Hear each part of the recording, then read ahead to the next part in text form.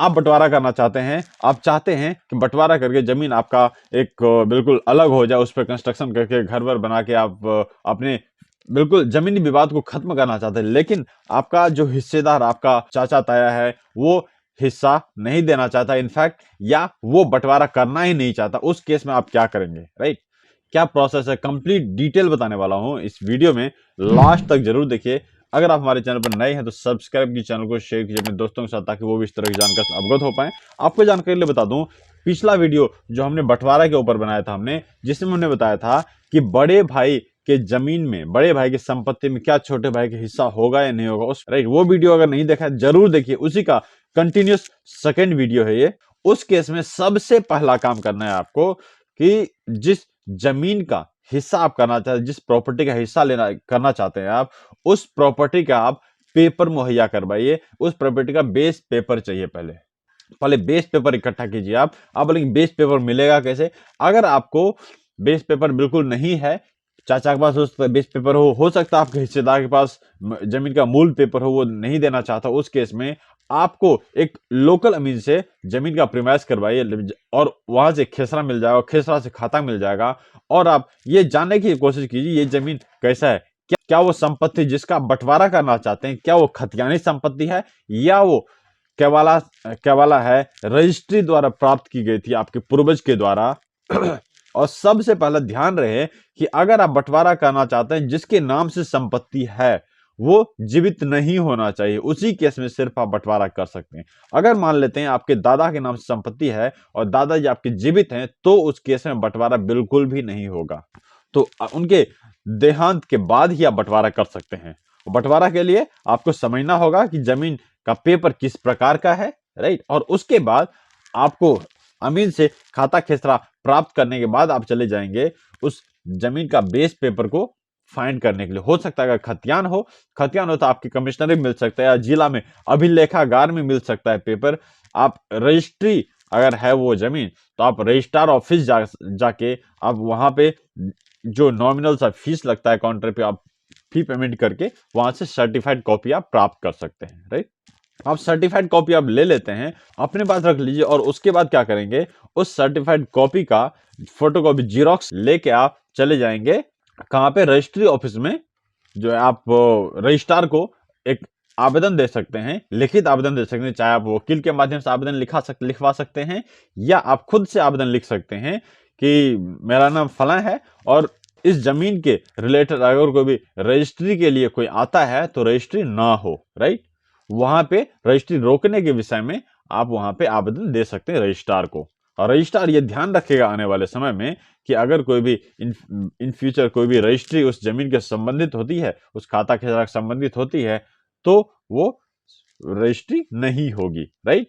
उसके साथ ही साथ आप आ जाएंगे सीओ के पास, सर्कल ऑफिसर ब्लॉक में, और उस अपने हल्का कर्मचारी को, राजस्व कर्मचारी को, राइट? जरूर एक आवेदन दे दें कि अगर इस तरह की इस खाता खेसरा के संबंधित अगर कोई भी रजिस्ट्री आती है जिसका दाखिल खारिज के लिए प्रक्रिया में लगाया जाता है, उस दाखिल खारिज की प्रक्रिया को बिल्कुल भी डिक्लाइन कर दिया जाए, बिना बंटवारा के इस तरह का प्रोसेस कंप्लीट ना हो, राइट? जब ये तीनों जगह दे देते हैं और उसके बाद सर्टिफाइड कॉपी लेके आप चले जाएंगे कोर्ट में, ठीक है?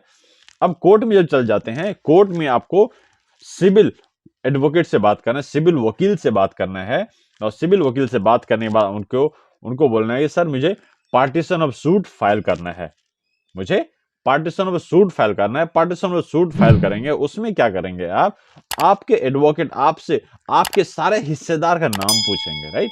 तो आपको अपने सारे हिस्सेदार का नाम बताना है अपने एडवोकेट को, और वहां पे जितने भी हिस्सेदार होंगे उनको पार्टी बनाया जाएगा।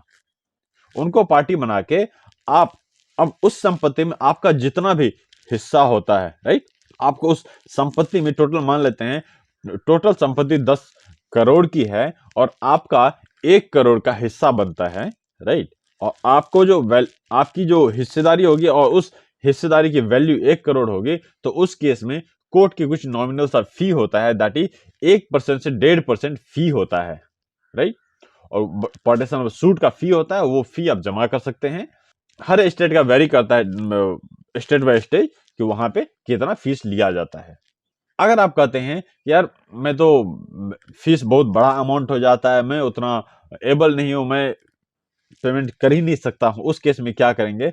उस केस में आपको एक एफिडेविट बनाना है कि मैं कोई भी काम रोजगार नहीं कर रहा हूं, राइट? जमीन विवाद को लेके मैं घिरा हुआ हूं, जिस कारण से मैं कोई भी काम रोजगार नहीं कर रहा हूं, अभी मेरे इनकम का सोर्स बिल्कुल भी बंद है और मैं सिर्फ बंटवारा करना चाहता हूं। उस केस में कोर्ट में एक प्रावधान है, ऑर्डर 33 सीपीसी, राइट? उसके तहत आप कोर्ट फी माफ करवा सकते हैं। लेकिन ध्यान रहे कि जो आप एफिडेविट बनवा रहे हैं, एफिडेविट का क्रॉस चेक करवाया जाएगा कोर्ट के द्वारा। अगर वो सही साबित होता है तो आपके कोर्ट फी माफ कर दी जाएगी, राइट? और आगे का काम प्रोसेस में किया जाएगा। अलग अन्य हिस्सेदार है जिनको आपने पार्टी बनाया, उस केस में सभी हिस्सेदार को नोटिस किया जाएगा अलग अलग, और सभी हिस्सेदार को वहां पे आना पड़ेगा। अगर किसी कारणवश आपके हिस्सेदार नहीं आते हैं तो उस केस में क्या होगा? 2 से 3 नोटिस का इंतजार किया जाएगा कोर्ट के द्वारा, और अगर उसमें भी आपके हिस्सेदार लोग नहीं पहुंच पाते हैं तो आप ये मान लीजिए कि आपके नाम से बंटवारा बिल्कुल फाइनल हो जाएगा और आपको कोर्ट का आदेश मिल जाएगा आपको, और उस आदेश के माध्यम से आप अंचल में अलग अलग या कोर्ट से भी अलग अलग बंटवारा कर सकते हैं। अब मान लेते हैं कि आपके हिस्सेदार उस तारीख पे उस जो भी आपको नोटिस दिया था, नोटिस पे पहुंच जाते हैं वहां पे, तो उस केस में क्या होगा? आपके हिस्सेदार लोगों से पूछा जाए कि क्या इनका हिस्सा इतना बनता है। अगर हिस्सा इनका इतना बनता है तो चौहद्दी वगैरह के हिसाब से जो बहस होगी, उस बहस के हिसाब से आपका जो शेयर बनता है, उस शेयर के अकॉर्डिंग आपको हिस्सा दे दिया जाएगा, और बहस पूरी होने के बाद केस का फाइनल हो जाएगा, और आपको इस तरह से आप हिस्सा ले सकते हैं। ये है कंप्लीट प्रोसेस।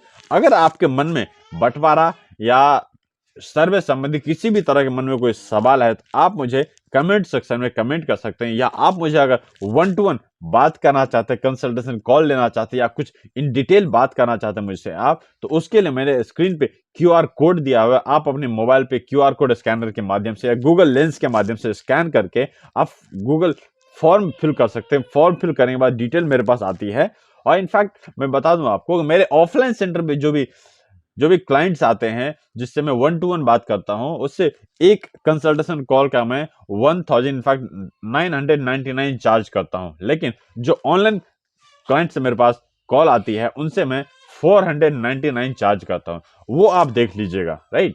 और उसके अकॉर्डिंग मैं आपको कंप्लीट डिटेल बताऊंगा कि क्या करना है आपको उस केस में और क्या नहीं करना है।